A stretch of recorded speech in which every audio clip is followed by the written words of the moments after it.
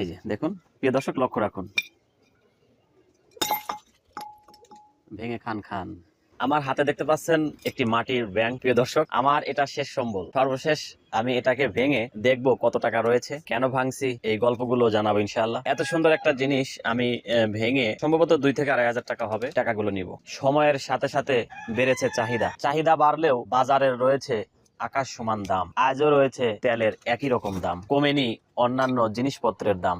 বেতন বেড়েছে সবে মাত্র 500 টাকা, দ্রব্য সামগ্রীর দামও অপরিবর্তিত। এই সমাজে বেঁচে থাকতে হলে সামান্য অর্থের প্রয়োজন। আমি একটি জিনিস লক্ষ্য করেছি, মধ্যবিত্ত, নিম্ন মধ্যবিত্ত, দিনে আনে দিনে খায়, তাদেরও দুশ্চিন্তার অভাব নেই। আবার এমনও ব্যক্তি রয়েছে স্বামী স্ত্রী দুজনেই চাকরি করে, তাদেরও অভাব। যার লাখ টাকা বেতন, তারও অভাবের শেষ নেই। যাই হোক, এই যে এই মাটির ব্যাংকটি ভাঙবো আমি এবং দেখবো কত টাকা রয়েছে, আপনাদেরও দেখাবো ইনশাআল্লাহ। প্রিয় দর্শক, এটাকে ইচ্ছা করলে সুন্দরভাবে ভাঙা যেত, কিন্তু না, যে জিনিসটা ভেঙে ফেলবো সুন্দর করে ভাঙার কিছু নেই। আমি যেটা মনে করি, যেটাকে ভাঙবো একেবারে ভেঙেই ফেলবো। এই যে প্রথমে আমি এটাকে এইভাবে ধরবো, এরপরে ফেলে দেবো, ফেলে দেওয়ার সাথে সাথে ভেঙে যাবে। আমাদের জীবনটাও তাই। এই যে দেখুন প্রিয় দর্শক, লক্ষ্য রাখুন, ভেঙে খান খান। দেখি কত টাকা আছে, আমরা একটু গোনার চেষ্টা করি।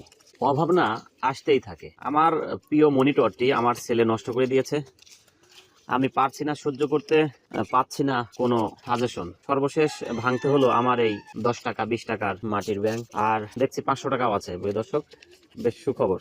অভাব যখন আসে না, চতুর্দিক থেকে আসে। হয়তোবা মিনারুলেরও এরকম হয়েছিল, ধার দিনার লোন করে সে আজ আত্মহত্যার মতো পথ বেছে নিয়েছে। শুধু একাই নয়, পুরো পরিবারটাকে সে হত্যা করেছে। সবার শেষে সে নিজে আত্মহত্যা করেছে। আমাদের ধনী সমাজ, আমাদের রাষ্ট্র কবে বুঝবে এদের যন্ত্রণা? একটি কথা ভেবে খুবই খারাপ লাগে আমার, এই দেশটাকে সবাই শাসন করেছে, শোষণ করেছে, দেশ ভাবেনি। আপনি দেখেন, ব্রিটিশরা শাসন করেছে ঠিক আছে, কিন্তু ব্রিটিশদের কাজগুলো দেখেন, কাজগুলো আজও রয়ে গেছে। পাকিস্তান আমলের কিছু নিদর্শন নেই বললেই চলে, অথচ তার আগে শাসন করেছে ব্রিটিশেরা।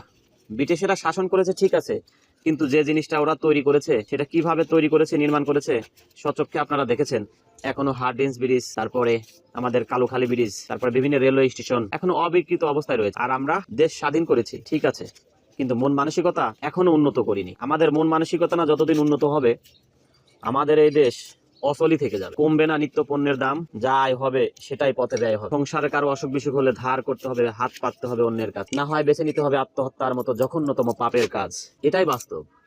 আর এই দারিদ্র্যের রসানলে পড়ে একটি পরিবার এই দুনিয়া থেকে বিদায় নিয়েছে, এটা কি আমাদের জন্য শিক্ষা নয়? এটা কি আমাদের জন্য লজ্জার কারণ নয়? অবশ্যই লজ্জার কারণ। এবং আমরা ইচ্ছা করলে অনেক কিছু করতে পারতাম, কিন্তু সেটা করিনি। আচ্ছা, বাংলাদেশের শিক্ষা ব্যবস্থা কি এমন করা যায় না যে